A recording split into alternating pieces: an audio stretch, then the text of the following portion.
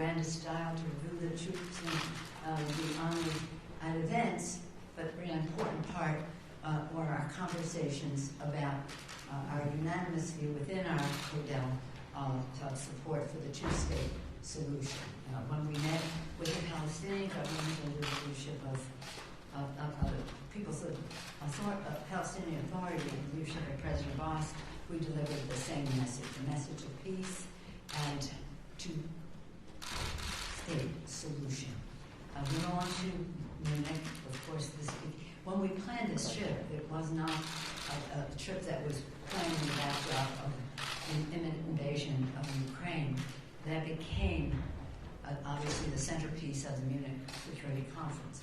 Many of us have gone to that conference over the years to talk about security, economy, and how that relates to security, and governance, and how that relates to security. In fact, those three things, security, economy, and governance, are the purpose of any foreign travel of members of Congress. The Munich conference, it gives us a distilled way to see so many leaders from so many countries on this subject. And at this time, of course, the focus was Ukraine. We had more than one delegation, but around 40 members of Congress, House and Senate, Democrats and Republicans, all united in our support for the transatlantic alliance, NATO, all of us united in being there to remove all doubt in Putin or anyone else's mind that we were acting as one. And of course, that would have been our message with or without Ukraine. Ukraine made it even more so, because now we're talking about sanctions and the rest. We are very proud of our Vice President our President whose leadership has been outstanding, and the message was delivered to the conference by the Vice President. It was well received, it was unifying, it was firm in terms of how we would work together for sanctions should there be an invasion of Ukraine. What I just want to say as a sideline to my colleagues is that I was so pleased with how many women who were there were leaders in national security. When you're at this, the dynamic is people come up to you. We have all kinds of bilateral meetings planned. We met with the new Chancellor of Germany, we met with the head of the EU, the head of the NATO, the mayor of Kyiv. We met with very high-level bilateral meetings. But as you're there, others approach. And for example, the president of Moldova is a woman, and she expressed concern to me that the Russian propaganda was having an impact there, where people were making a case that they had to go into Ukraine because Ukraine had done this, that, or the other thing.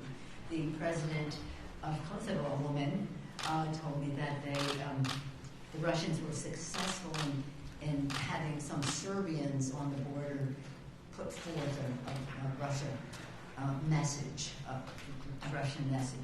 Both the foreign minister and the defense minister of Canada are women.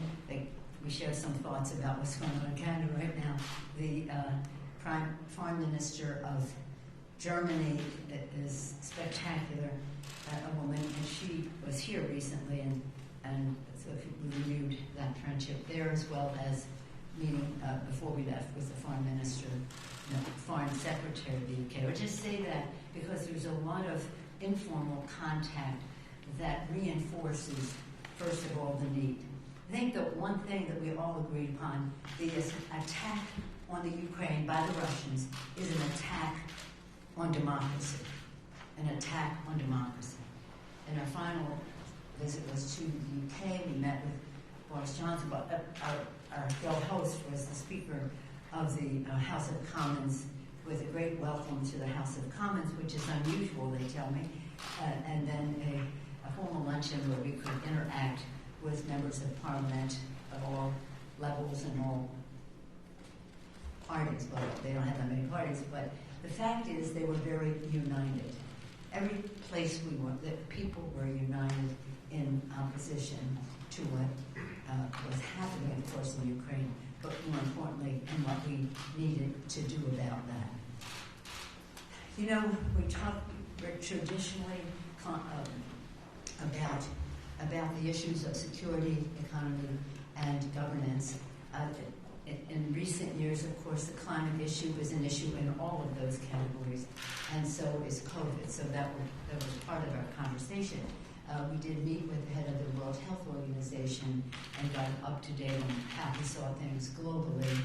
And again, in every place we read that the COVID challenge is part of our discussion. So it was intensely busy, and we were magnificently served. You've seen the list of members. They are mostly from our security committees: Adam Schiff, Intelligence; Adam Smith, Armed Services; Ted Deutsch, Foreign Affairs; Barbara Lee, Appropriate. Well, let me come back to Barbara and Betty McCollum. Jim Himes, Intelligence; Bill Keating, Foreign Affairs and Armed Services; Sean Patrick Maloney, Intelligence; Eric Swalwell, Intelligence and Homeland Security; Luna Gallego, Armed Services; Seth Moulton, Armed Services; Ro Khanna, Armed Services; Andy Kim, Armed Services and Foreign Policy. But when you're having these discussions, that will always lead to the Appropriations Committee. And Betty McCollum, the chair of the Defense Subcommittee, was a very important participant in the conversations about our support for the defense of Ukraine, and Barbara Lee, in terms of her committee, the Foreign Ops, State Foreign Ops Committee, in terms of, well, she'll talk about it, but she was in great demand because whether it was about refugees or whether it was about humanitarian assistance or whether it was about the loan guarantees, and the list goes on. So again, we were well served by the leadership, knowledge, and commitment of our participants. And all of them were not in every country, but mostly they were. It is, it's stunning to see in this day and age a tyrant roll into a country. This is the same tyrant who attacked our democracy in 2016. This is the same tyrant who is opposed to democracy and wants to minimize, trivialize it, to downgrade it in the eyes of the Russian people. One other person I met there who was so courageous was Svetlana, which is called Svetlana. You know, she's the wife of the person who ran for president in Belarus. She's escaped. Her husband is in prison. But she had a movement in Belarus, largely women, but not just women. And the people turned out by the hundreds of thousands. And then the president of Belarus declared himself the winner of the election. But the desire for democracy is alive and well in the Ukraine. Many of us who have visited there can attest to that. So the people of Ukraine, although it's not a Article 5 country, we will not have boots on the ground, know that we are with them, not only in spirit, but materially in terms of meeting their needs and just heralding their message with gratitude for the defense that the people of Ukraine are making for democracy. As I mentioned, underlying all of this were our meetings with heads of station in all of the countries that we were in about the intelligence of what was going on, what they knew about a range of subjects that are essential to our national security. We were very pleased to have on the trip the chairman of the Intelligence Committee, Adam Schiff. Adam, you want to share some of your views of what you saw there? Excuse me. And thank you for your leadership. Thank you, Madam Speaker. Today, Russia has again invaded Ukraine. As the Speaker said, it is a stunning fact that in this century we once again see a despotic regime trying to remake the map of Europe by dint of military force. Because of the courageous actions of Ukrainians, the courageous forbearance of Ukraine not to rise to Russian provocation, and because of, I think, the very shrewd declassification of intelligence by our president, by our allies.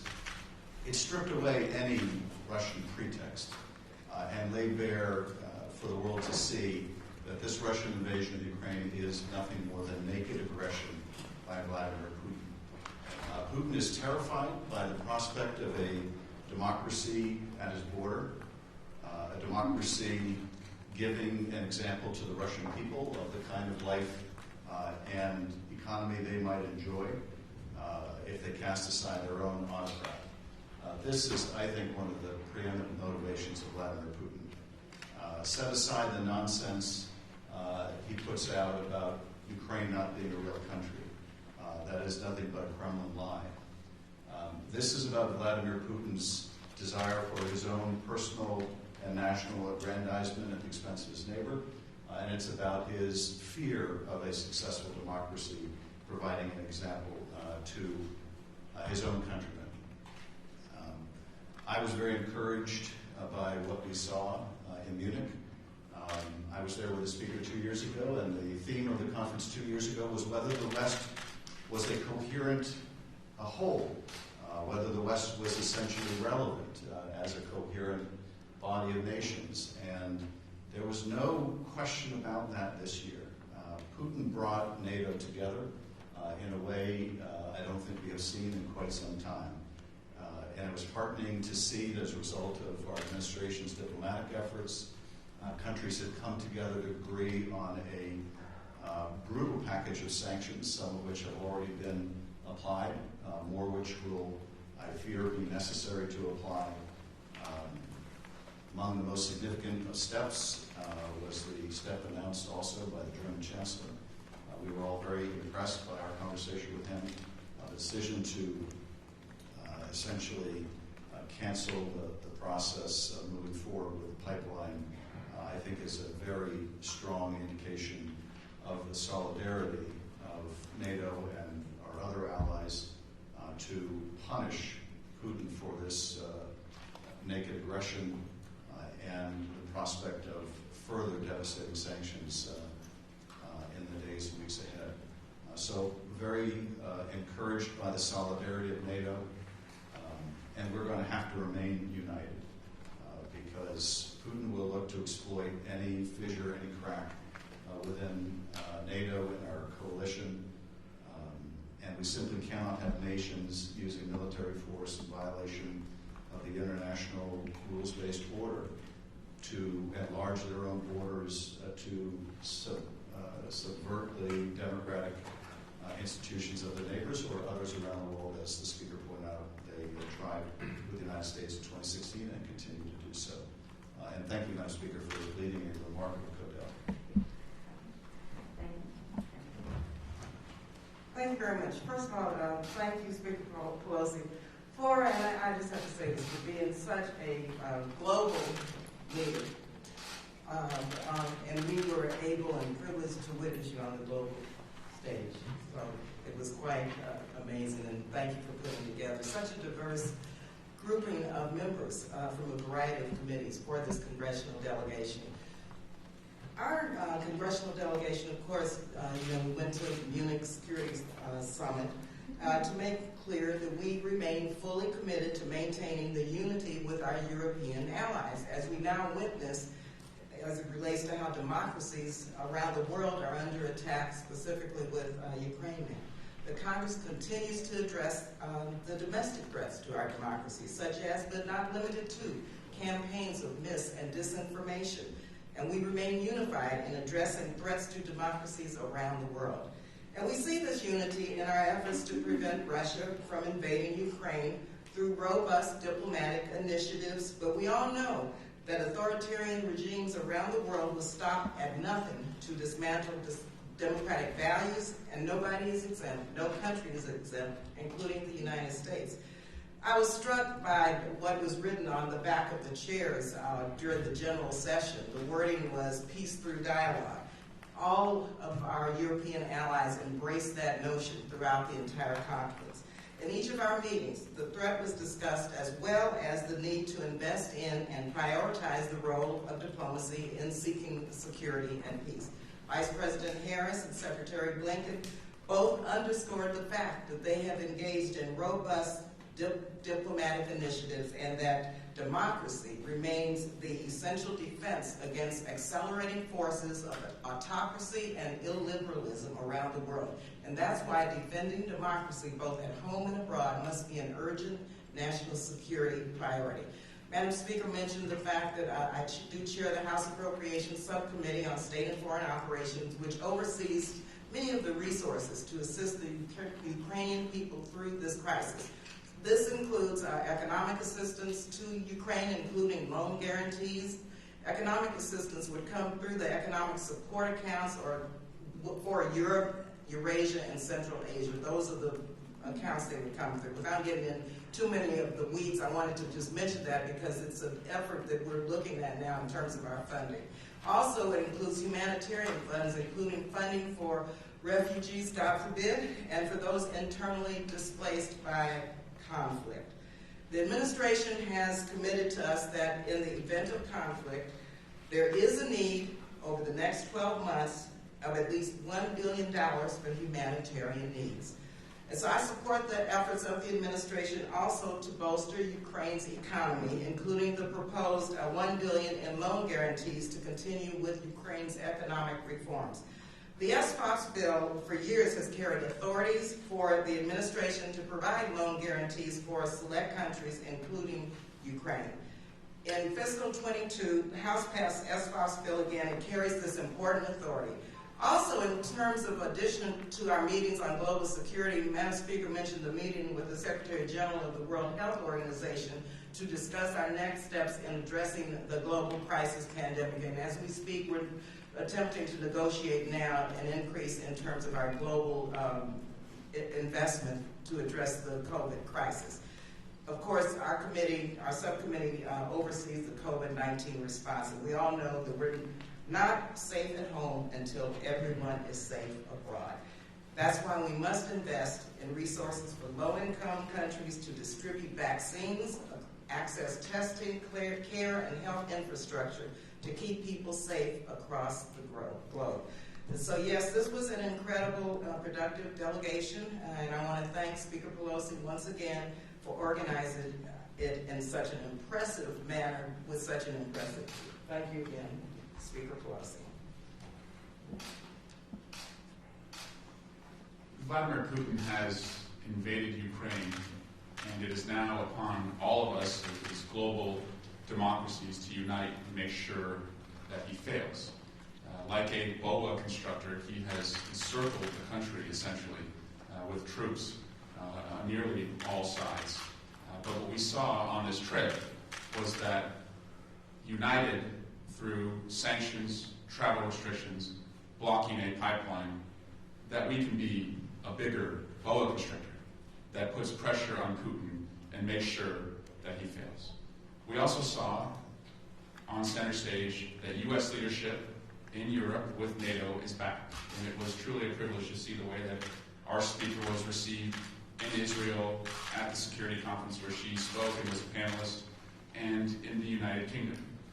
Also, we saw Secretary Blinken and Vice President Harris address the security conference to show our resolve, our leadership on the world stage, to first seek diplomacy, and then once that has failed through Russia's actions, to unite the world, not just within Europe, but we're seeing alliances outside of Europe seek to make sure that Vladimir Putin fails. And we will continue to do that, and we must also here at home build a sentiment among the American people that they understand why it's so important that we hold Russia accountable. But I was also struck when we met with the labor leader in London, and we met with the Prime Minister in London, that they were absolutely aligned in making sure that Putin failed, despite all of their differences within the country. And there are a lot of differences there, just as there are differences here. In contrast to what we've seen here at home, the two parties there are aligned, and that must also be the case here in America. Finally, there are a lot of experiences I'll never forget on this trip, but one evening, Congressman Gallego and Moulton and I shared a meal with a young member of the Ukrainian Rada. She told us that at a young age she ran for her parliament, believed in her country, joined President Zelensky's party, and wanted to make sure that what had happened in 2014 would not happen again.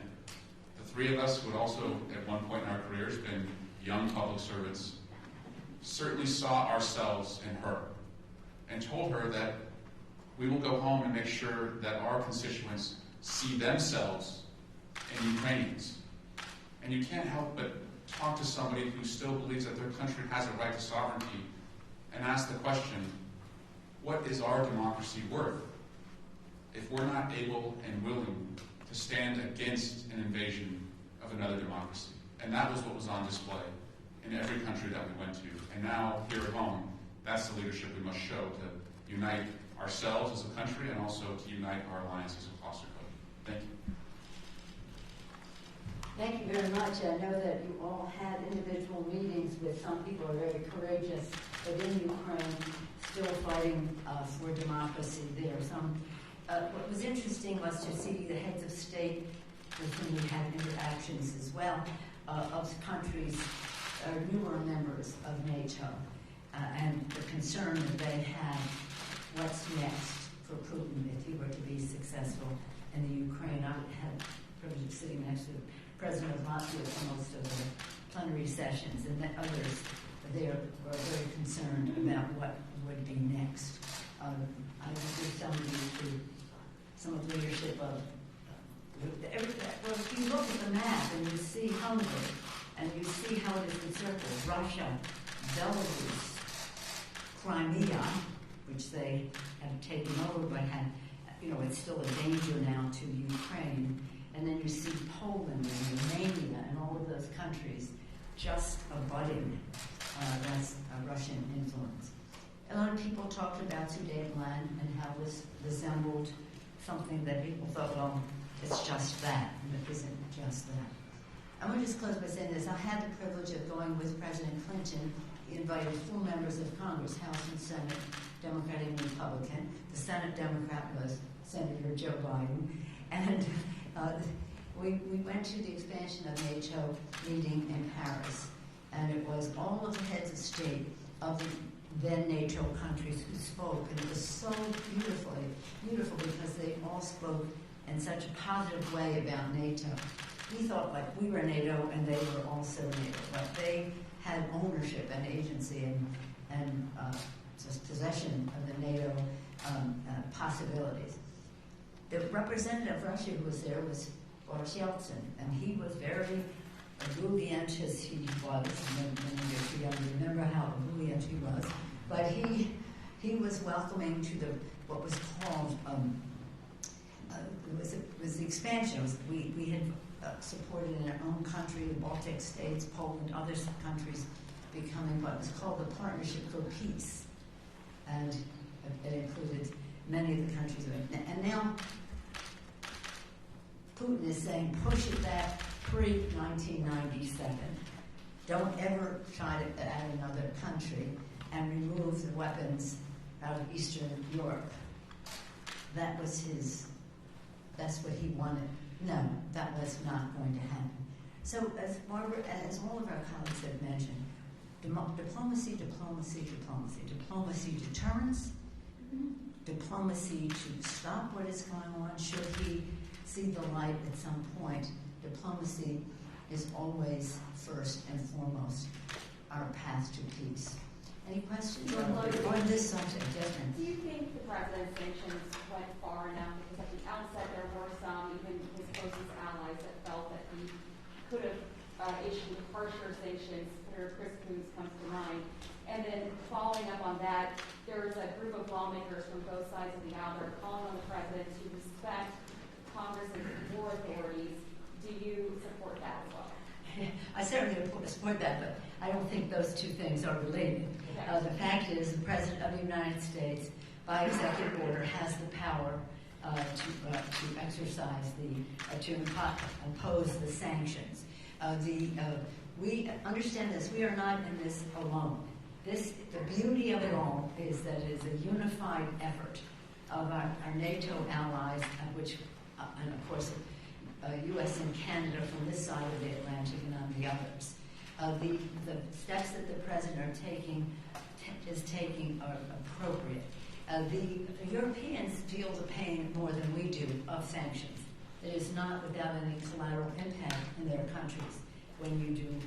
What we heard from the, shall we say, the head of the EU, the president of the EU Commission, was that they're into diversification in terms of their energy, meeting their energy needs and the rest, so they're not as dependent. But it will have an impact in the beginning. I think the president has full knowledge of what impact these sanctions will have, and is fully ready to go all the way with it. And that's something that we have done together. I'm going to have Barbara Lee speak about the authorization of the use of military force, because this is something she's been a champion on for her entire service in the Congress. That's a different subject as to whether the president can impose sanctions, as to whether he can go to war. Barbara? Thank you, Madam Speaker. Yes, I did sign the letter that Congressman Peter Fazio was one of the leaders in that. And in fact, the president has indicated over and over and over again that in no way does he intend to allow or insert ground troops in this. With the increase in tensions, we signed the letter and wrote the letter because we want to make sure that the Water Powers Act is complied with, and that the public understands that the president means what he says, because he's not going to insert ground troops into this possible incursion.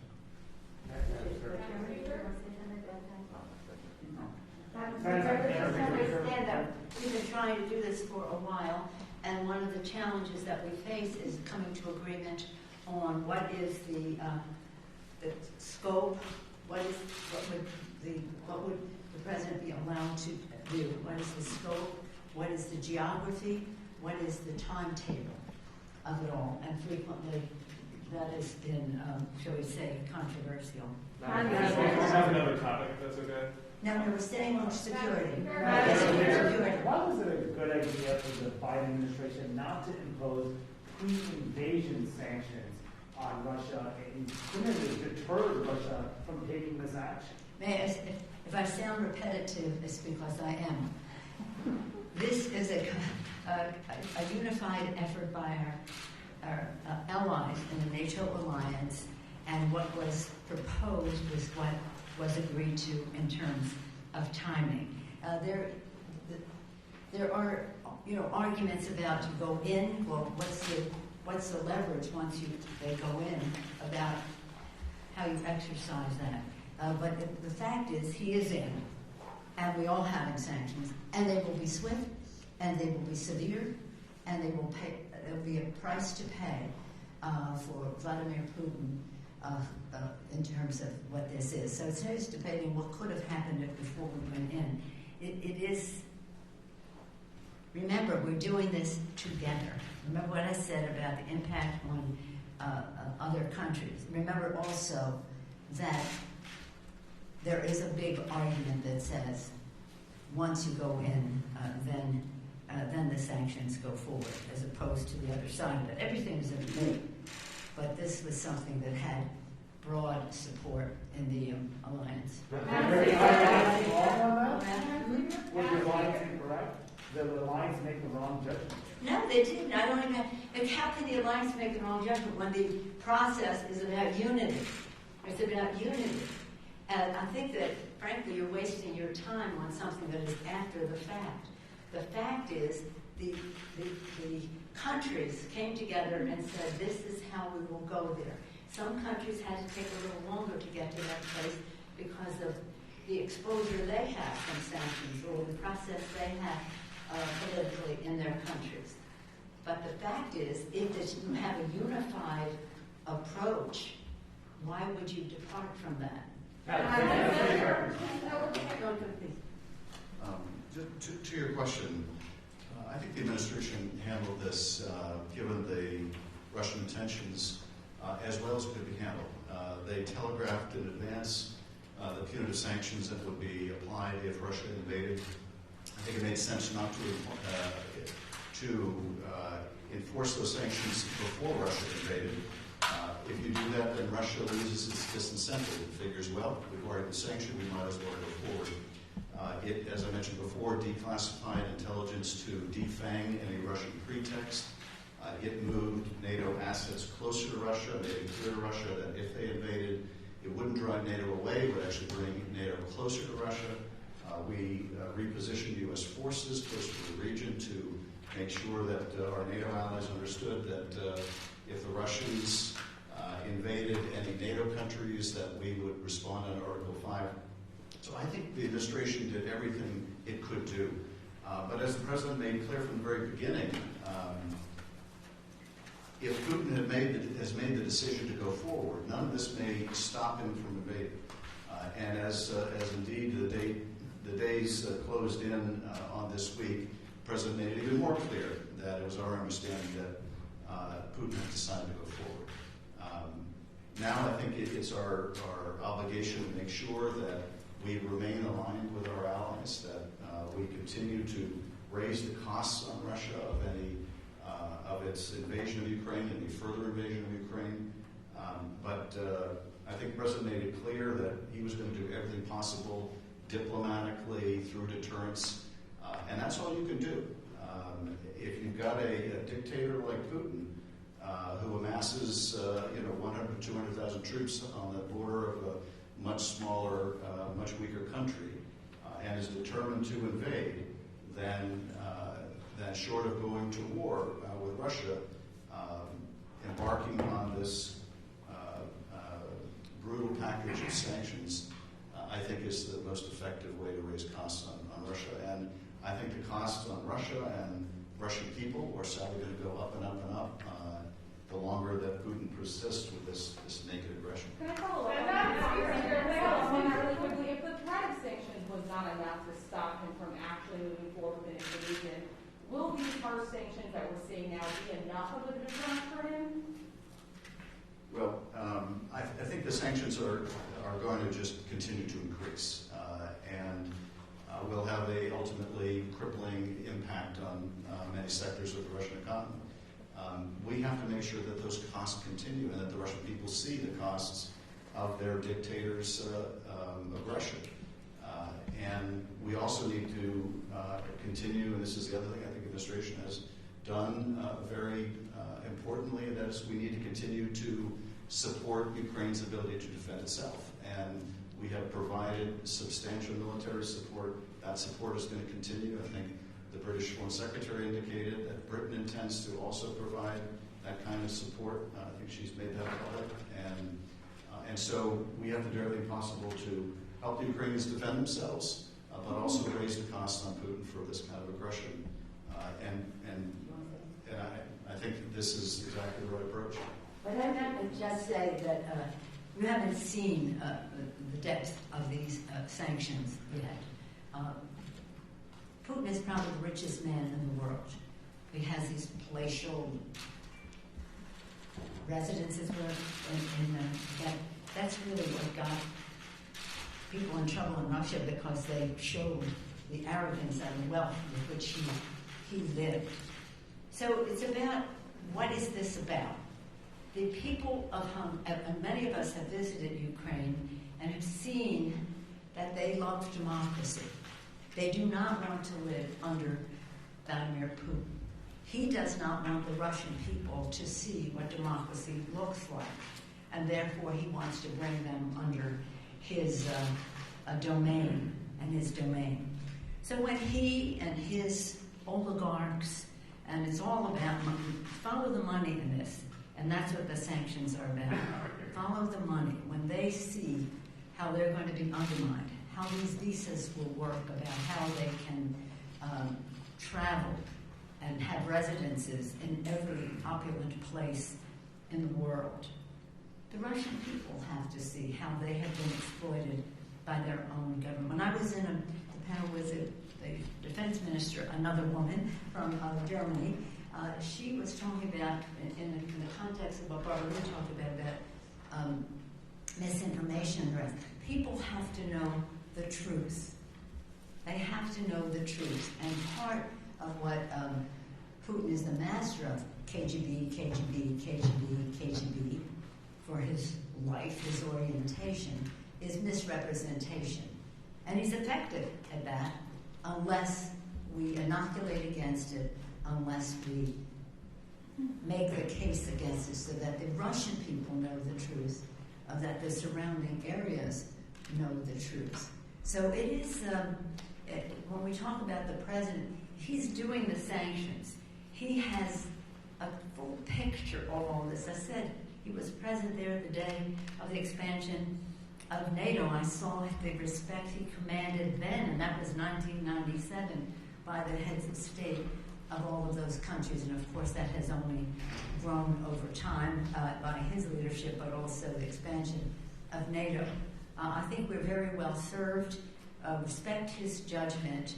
And again, it's not just about when you do the sanctions or how you support the people. It's about how the world views what Putin is doing. This is a very evil move on the part of Vladimir Putin. He's a KGB guy who happens to be probably the richest man in the world because of his exploitation of his own people that he doesn't want them to know about, and uses excuses like, it's changed. Every time you hear him say, well, they're part of us, that's who we are, they should be us. Now they're saying, well, we have to go in because they want to be part of NATO. This, my friends, is our moment. This is the Sudetenland. That's what people were saying there. You cannot ignore what Putin is doing. And nobody's, of course, ignoring it, but you cannot take it any lighter than what it is. A total assault on democracy.